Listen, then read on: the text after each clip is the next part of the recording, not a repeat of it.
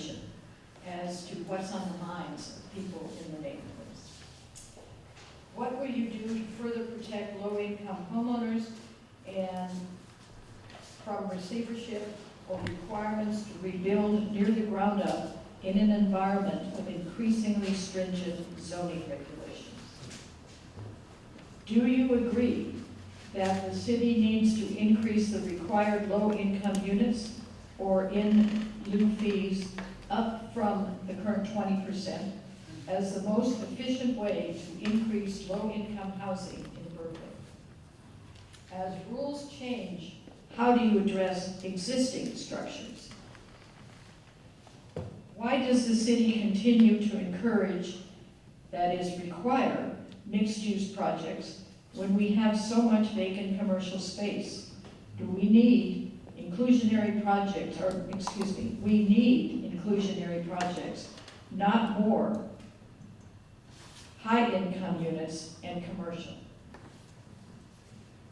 What we are hearing from you is that, this is addressed to Mr. Burrows, what we are hearing from you is that you are not a planner who by definition makes recommendations, but an administrator of existing regulations. In short, we don't have a planning director, but we do have a planning administrator. The same applies to transportation. We have traffic engineers, but no transportation planners. What can be done via the Berkeley Municipal Code to better regulate the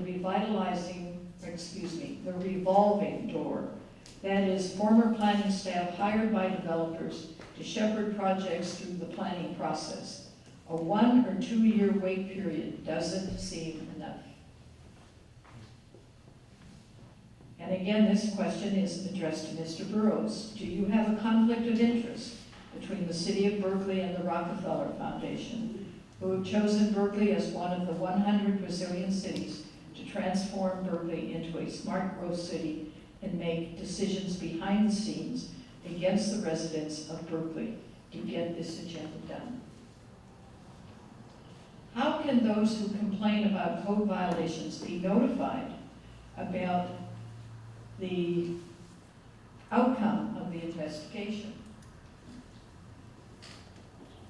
Project notification needs to reach further, I guess, and wider in communities for better arrangements, awareness, and public participation.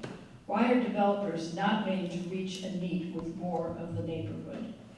And the last question is, what is this process in which you're going to be looking at objective standards in the zoning code not known to the neighborhoods? And we need better notification of that. Dee? I was just going to suggest that maybe Yes, Bill. we could give them the questions and get some kind of written responses back. If people would like that, we can do that. It's also recorded. I'm sorry for the handwriting, but I'm not used to writing. Or at least maybe circulate the questions and use them at a Next forum. meeting, that's the next meeting. How's that? Is that better? We'll circulate the question and use them at the next meeting. Okay, first of all, I want to thank all of you for coming and listening to each other. But I really want to thank the 4 people in the center table for coming. And I really want to hope, and I believe it's true, that you're willing to listen to us. One of the issues that we have with all of us in the city is that we're kind of afraid to talk to these people.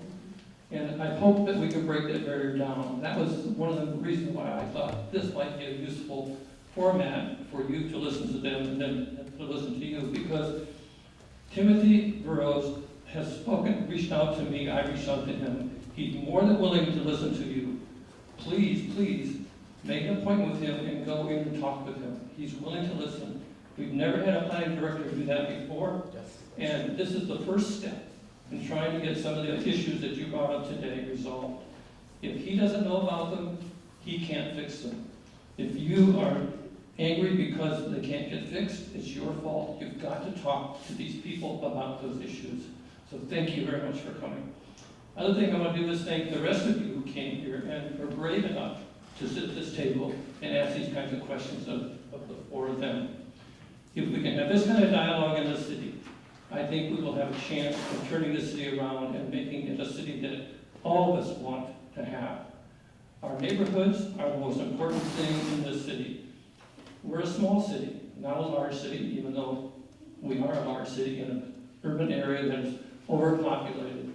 And in order for us to maintain our way of living and the way we'd like to see Berkeley happen is for all of us to work together and not to make enemies of each other or not to be so afraid to talk to each other that nothing gets done.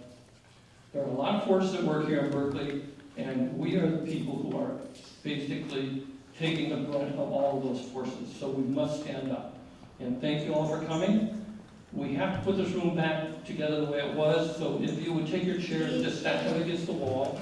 Before you leave, we will write up all of these things and send it to everybody who signed up at the desk. Always. Yep, also, we will take the tape that Harold has made, and I'll put it up on the BNC email list so you can have access to it on the website, so that you can listen to yourselves and see yourselves as well.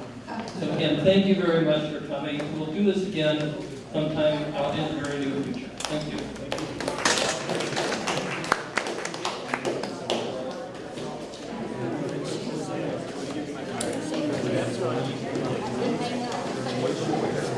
I